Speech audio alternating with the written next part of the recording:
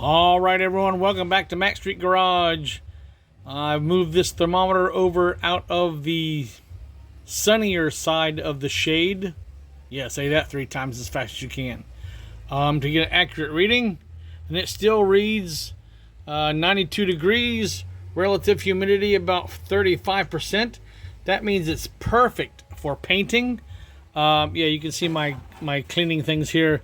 My lacquer thinner, my lime and rust cleaning gel, heavy duty for the oven cleaner. That's some of the things I use to help get my vehicles clean without having to spend a bunch of money at the parts store. Now, I know you can't see it, but if you just look really close, see a little shiny line right there? That is the black mark that I made.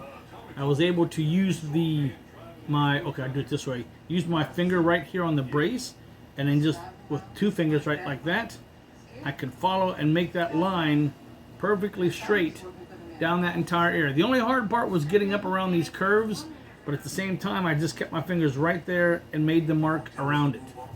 So that's why they look like they're all pretty close.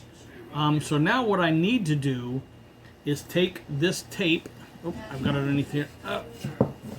Take this tape, pardon the jolting around. Take this tape, go around on the very top, and then all around this area that I don't want the gray paint on. And yep, because this part down here is going to be gray. The interior parts of this bar is going to be gray, or the rest is going to be red. Or I may change it once again. I'm debating on whether I want it to be, let me put this phone up so it doesn't tilt down so bad. Right. Trying to decide whether I want to do the red on gray, like the red being the majority of the grill, and then the gray being the inside, or the gray on the outside with the red interior spaces. Well, you know what? Worst case scenario, I can always strip it down and paint it again, right? So let me start putting this masking tape on and get things ready to decide which color I'm going to go with. All right. So you can see I've laid the tape over this entire grid. I've taken my finger and I've rubbed all along the ribs, up around the scallops, a little bit more down the scallop. See this? Anyway, you can see the scallops, the very tip of it here. But what my plan is to take this outside, turn it upside down, spray the gray paint from the back to paint everything except where this tape is touching, and then hopefully it'll work out to when I spray the red paint,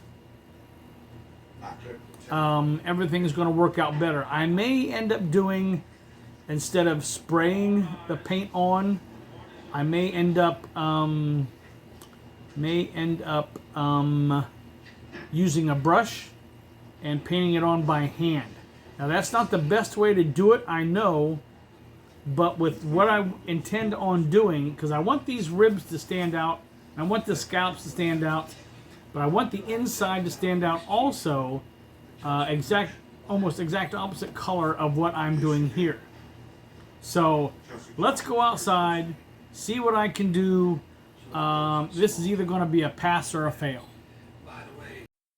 All right, as you can see, the paint that I had that was the primer wasn't gray, but the olive drab green. So I think I've gotten everything covered that I wanted covered. Let's go ahead and turn this around and peel the paint tape off and see what happened. All right, let me see if I can turn this right side up, take this tape off, and see how good a job I did. And again, if I totally messed up, well, you know, I can just redo it. So I guess if we start here from the top, since I put this layer on first and then it's like shingles, let's see. Yep, so if I start here from the top, conceivably it should all come off in one sheet. Let me see if that'll work. Alright, let me go down here. Up. me see. All right, here we go. We'll go like this. Take this bottom piece off first then. That's where it wants to go. Sideways. And let's go this sideways. Hey, you know what? I think I may have just decided to, instead of gray, I'm going to leave it green. Now I do see, let me show you here. Let me get in closer. Give me just a moment. Let me switch this back around. Yep. All right, that's not going to work. Hold on just a moment. So here we go. Try to get in closer maybe. You can see that the line around here is almost perfect. There are bars up along the top here, like the very center, the very height. That actually seemed to work out very well. Look at that. Almost perfect. Actually, that's, I don't think you get any more perfect unless you did it by hand. That looks pretty good. Let's go out here from a better view. Yes. Now, let's go outside and see what it looks like in the sun. I'm liking the way that looks. The olive drab primer actually looks pretty good, but I'd rather have the gray because it's going to offset the red once the red is put on. If I were to leave that all black, then that would be a different story. But you know what? That black's not looking too bad with the OD green. That might even be an option. My original plans were to have it Luzon red and gray, the original color of the Jeep when it was made. But I'm thinking I'm kind of liking that flat black look with the olive drab green. I guess I have some more thinking to do. But for right now, that's all I'm going to do. I want to let that all set up. Like to let it set for a couple of days before I add any more paint.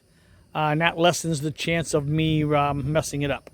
So for right now, be good to yourself, be nice to each other, and I'll see you in the next video tomorrow. Bye.